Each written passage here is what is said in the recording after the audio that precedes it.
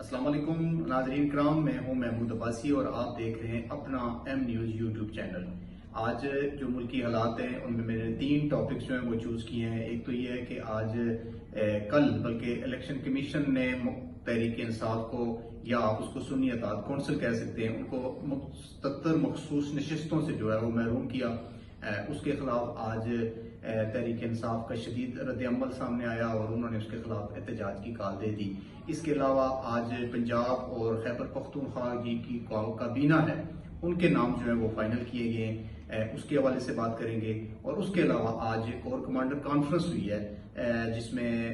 بہت سے چیزیں جو ہیں وہ سامنے آئی ہیں فوج کی طرف سے، اور بہت سے الزامات جو ہیں وہ مسترد کیے گئے ہیں، اس پر میں بات کریں گے۔ تو سب سے پہلے میں بات کرنا چاہوں گا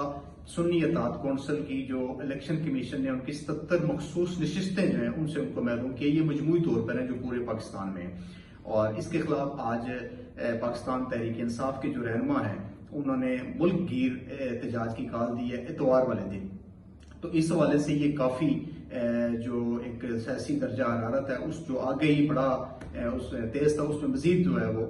تیزی آ گئی ہے۔ تو اب اس کے جو ہی نشستوں کی تقسیم ہوئی، اور یہ جو تحریک انصاف کی مخصوص نشستیں تھیں یہ دوسری جماعتوں کو الاٹ کر دی گئی ہیں، اور اس میں جو اس وقت جو پاکستان مسلم لیگ نون ہے وہ قومی اسمبلی کی سب سے بڑی جماعت بن کر سامنے آئی ہے۔ اسی طرح کے پی اسمبلی میں ایک بڑی دلچسپ صورتحال پیدا ہوئی کہ وہاں پر 19 نشستیں تھیں اپوزیشن کے پاس، جن کو 30 مخصوص نشستیں مل گئیں، اور جس میں ان کی لاٹری نکلی، اور اس میں جے یو آئی کو 7، مسلم لیگ نون کو 9، اور پیپلز پارٹی کو 2، اور پی ٹی آئی پارلیمنٹرین کو 2، اور ایک نشست جو ہے وہ اے این پی کو ملی۔ تو اس حوالے سے جو پورا ان کا طریقہ کار تھا وہی سارا تبدیل ہو گیا۔ تو اس میں جو تحریک انصاف کے رہنما ہیں ان کا یہ کہنا ہے کہ ووٹ لوگوں نے تحریک انصاف کو دیے، لیکن نشستیں جو ہیں ان کی بندر بانٹ جو ہے وہ حکمران اتحاد میں یا دوسری جماعتوں میں ہو رہی ہے۔ اس حوالے سے ان کا یہ بڑا ٹھوس اور واضح موقف ہے، اور انہوں نے احتجاج کی بھی کال دی ہے۔ اس کے ساتھ ساتھ آج امین اللہ خان گنڈا پور جو ہیں وہ وزیر اعلیٰ پختونخوا، انہوں نے عمران خان صاحب سے تقریباً کوئی 1.5 گھنٹہ ملاقات کی اڈیالہ جیل میں، اور وہاں پر انہوں نے جہاں پر دیگر چیزیں ڈسکس ہوئیں، آئندہ کی حکمت عملی کے بارے میں غور کیا گیا، وہیں پر انہوں نے اپنی جو صوبائی کیبنٹ ہے اس کا بھی انہوں نے ناموں کی منظوری لی، اور جو نام ابھی تک سامنے آئے وہاں پہ خیبر پختونخوا اسمبلی کابینہ کے حوالے سے، ان کے نام میں جو میرے سامنے آئے ان میں تاج محمد ترنج، مشتاق غنی، ارشد ایوب خان، فضل شکور، ڈاکٹر امجد، ریاض خان، فیصل ترکئی، عاقب اللہ خان، مینا خان سمیت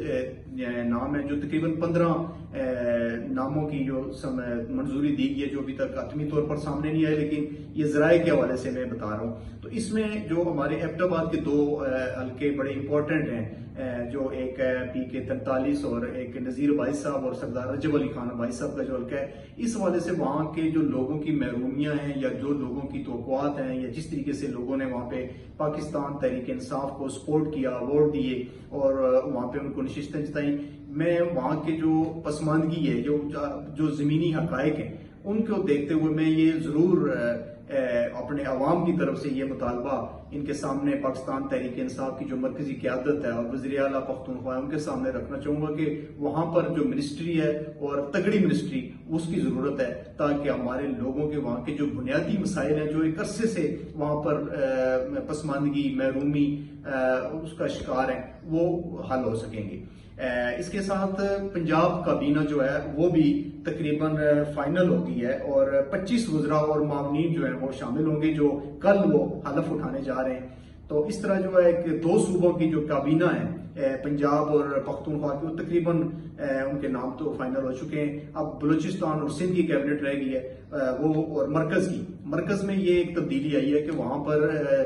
جو فائنانس منسٹر کا ایک معاملہ چلا آ رہا تھا، اور پیپلز پارٹی کا بھی کافی اس پہ تھا کہ اسحاق ڈار صاحب کو جو ہے وہ فائنانس منسٹری نہ دی جائے، تو اس حوالے سے ڈراپ کر دیا گیا نام اسحاق ڈار صاحب کا، اور ان کی جگہ نیا نام جو ہے وہ شامل کیا گیا۔ یہ آئی ایم ایف کی شرط ہے یا پیپلز پارٹی کا مطالبہ ہے یا کچھ اور وجوہات ہیں، یہ انشاءاللہ آپ کو آنے والا وقت جو ہے اس میں سامنے بالکل نظر آ جائے گا۔ اس کے علاوہ آج کی جو بڑی ایک ڈیولپمنٹ ہوئی وہ یہ تھی کہ الیکشن کے سے پہلے، الیکشن میں اور الیکشن کے بعد ایک بڑے الزامات لگ رہے تھے کہ فوج نے بہت زیادہ مداخلت کی اور فوج کی مداخلت کی وجہ سے جو ہے دھاندلی ہوئی اور رزلٹ تبدیل ہوئے. تو آج ایک کور کمانڈر کانفرنس ہوئی, بڑی بھرپور کور کمانڈر کانفرنس, اور اس کے بعد ایک اعلامیہ جاری کیا گیا جس میں انہوں نے پرزور طور پر اس الزامات کو مسترد کیا کہ پاک فوج نے اس جو الیکشن کا معاملہ تھا اس میں بالکل کوئی مداخلت نہیں کی سوائے سیکیورٹی کی اور تحفظ دینے کے, ان کا کوئی اس میں رول نہیں تھا, اور جو الزامات ہیں وہ انہوں نے مسترد کیے ہیں اور ان کے خلاف انہوں نے کارروائی کا بھی مطالبہ کیا ہے. اس کے ساتھ جو ایک بڑی امپورٹنٹ چیز ہے وہ یہ ہے کہ کور کمانڈر کانفرنس اعلامیہ میں انہوں نے جو 9 مئی کے ذمہ داران اور ان کے جو منصوبہ ساز تھے ان کے حوالے سے یہ ضرور کہا ہے کہ ان کو ضرور ان کے خلاف کارروائی ہوگی اور ان کو کٹہرے میں کھڑا کیا جائے گا. یہ جو چیز ہے کہ فوج نے جو اپنی اس سے جو الزامات فوج پر لگے اور جو آج آرمی نے اس کی تردید کی, اس حوالے سے یہ سوال میں آپ پوری قوم اور آپ بھائیوں پر چھوڑتا ہوں کہ آپ کمنٹس کے ذریعے اور مجھے رسپانس کر کے ضرور بتائیے گا کہ آیا اس بات میں کتنی صداقت ہے. اللہ تعالیٰ آپ سب کا حامی و ناصر ہو. آئندہ بھی لال تک کے لیے اجازت دیں. بہت شکریہ. السلام علیکم.